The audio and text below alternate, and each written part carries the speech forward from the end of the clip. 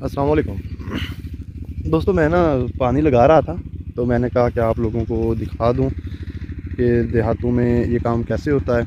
ये देखिए अल्लाह ताला ने हर चीज़ का रिज़्क़ रखा हुआ है दुनिया में। हम पानी लगा रहे हैं तो ये परिंदे जो हैं ये यहाँ से कीड़े मकोड़े पकड़ के खा रहे हैं।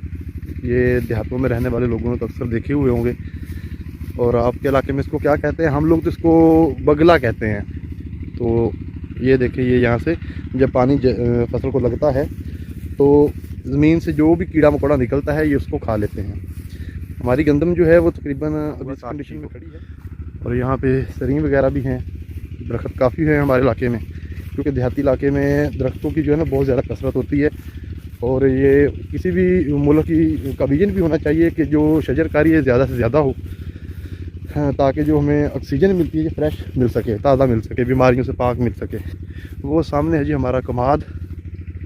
वो देखें ये पट्टी इस तरफ परली साइड पे जा रही है, दूसरी साइड को वो तोड़ी पड़ी हुई है। और ये जो है यहाँ पे आप देख रहे होंगे, नोट किया होगा कि क्यारे छोटे छोटे ये पक्के इलाके के लोग हैं ना, जो लाइक बड़े शहरों के आसपास कस्बे हैं और जहाँ पे दरिया नज़दीक है ना, वो तो क्यारे बहुत बड़े बड़े रखते हैं, उनके लिए छोटे छोटे क्यारे हैं। तो ये रेतला इलाका है हमारा थाल का। तो यहाँ पर जो ना क्यारे 3 करम से ज़्यादा नहीं डाले जाते। अगर बड़े डाल लें तो फिर ना उनमें पानी नहीं चलता, वो जल्दी भरते नहीं हैं। तो इसलिए क्यारे जो हैं वो साइज़ में छोटे बनाए हुए होते हैं ताकि जल्दी जल्दी उनमें पानी लग सके। तो ये देखिए जी बाउंड्री आ गई हमारे रकबे की। ये पक्का खाल है।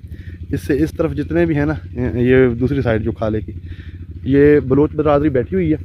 ये तकरीबन समझ लें यहाँ से मुल्तान तक, चौक मुंडा से मुल्तान तक ये बॉर्डर है जी हमारा। ये हमारा रकबा है जहाँ पानी लगा रहे हैं। ये समझ लें बलोचों का और पंजाबियों का बॉर्डर है।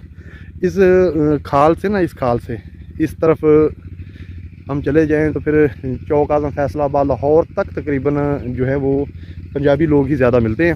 तो ये समझ लें एंड बाउंड्री है जिसके ऊपर हम बैठे हुए हैं। यहाँ पे फिर आगे शुरू हो जाते हैं सराइकी लोग, जिनको बलोच कह लें, लोकल लोग कह लें, रियासती लोग हैं। ये यहीं के बेसिकली हम लोग महाजर हैं, इंडिया से आए हैं। तो ये लोग यहीं के रियासती हैं, जब से पाकिस्तान बना है यहीं पे रह रहे हैं। तो ये इनके रकबे हैं।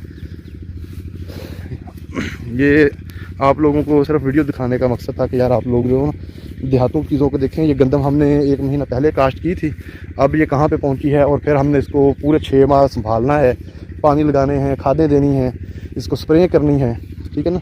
ये देखें इसमें एक पालक नुमाना कंडा उगता है, ये वाला जो है, ठीक है। मैं आपको निकाल के भी दिखा देता हूँ। ये देखें स्प्रे की हुई है, वरना इसका रंग ऐसा होना था।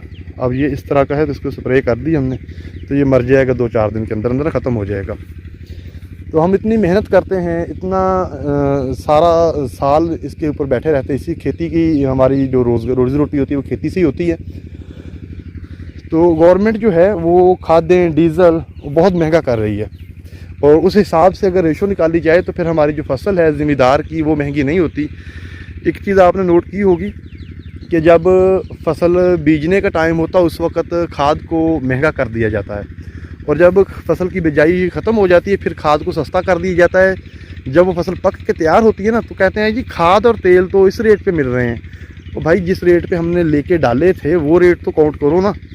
तो वो रेट काउंट करोगे तो फिर पड़ता निकालें या फिर हिसाब लगाएं कि कहाँ पे जा पड़ती है। 10,000 का DAP का बोरा लेके डाला है और जब ये रेट निकालेंगे तो फिर 4500 रुपये के हिसाब से निकालेंगे। और कमा जाते हैं आड़तीये, जो इन्वेस्टर है ना वो कमाते हैं, जिसको आड़तिया कहते हैं। कि फसल जब ज़मींदार के हाथ में होती है वो अपने पास स्टे नहीं कर सकता, फसल को रोक नहीं सकता, क्योंकि उसने आड़तिये के पैसे देने होते हैं। तो आड़तिया उठा के ले जाता है। 2 से 3 माह बाद जो फसल का रेट है वो डबल हो जाता है। और वही ज़मींदार जिसने गंदम पैदा की हुई होती है वही फिर बीज के लिए उन्हीं आड़तियों से जाके डबल रेट पे ख़रीद के लाता है। तो ये जो हमारे मुल्क में नाइंसाफ़ी है ज़मींदारों के साथ, जितने भी ज़मींदार से रिलेटेड भाई हैं मेरे, ये इसके ख़िलाफ़ आवाज़ उठानी होगी कि एक तयशुदा रेट हो, ज़मींदारों को सहूलतें मिलनी चाहिए। 70% हमारा मुल्क ज़राअत पे डिपेंड करता है और ज़राअत की ही सहूलतें मौजूद नहीं हैं। ना नहरों में पानी है, ना टर्बाइन सिस्टम है, ना कोई ज़मींदार को ट्रैक्टर वगैरह मिलते हैं, ना खाद में रिलीज़ मिलती है। ये सारी चीज़ें जो हैं इसके ऊपर एक डिबेट होनी चाहिए, इसके ऊपर बैठ के बात करनी चाहिए। ज़मींदार जितने भी हैं सबको एक प्लेटफार्म पे इकट्ठा होना चाहिए और देखना चाहिए कि ये जो आड़तीय लोग हैं इनको गवर्नमेंट को चाहिए कंट्रोल करें। ये रेट को ख़राब ना करें, गवर्नमेंट की रेट को रखे, तय करें और उसी रेट के ऊपर चीज़ बिकनी चाहिए। और फिर वही रेट जब ज़िम्मेदार ख़रीदने जाए तो वही रेट जो है उसको भी मिलना चाहिए ना। ये ना हो कि ज़िम्मेदार से 1000 रुपये ले रहे हैं और ज़िम्मेदार को दे आप 1200 रुपये या 2000 रुपये के हिसाब से रहें। ये बहुत बड़ा तजाद है। ज़िम्मेदार तबका इसीलिए आगे नहीं आ पा रहा, उसकी जो रोज़ी रोटी है ना, वो सारी ज़िंदगी मेहनत करता है तो वो रोज़ी रोटी ही कमाता है, इससे ज़्यादा वो कमा ही नहीं सकता।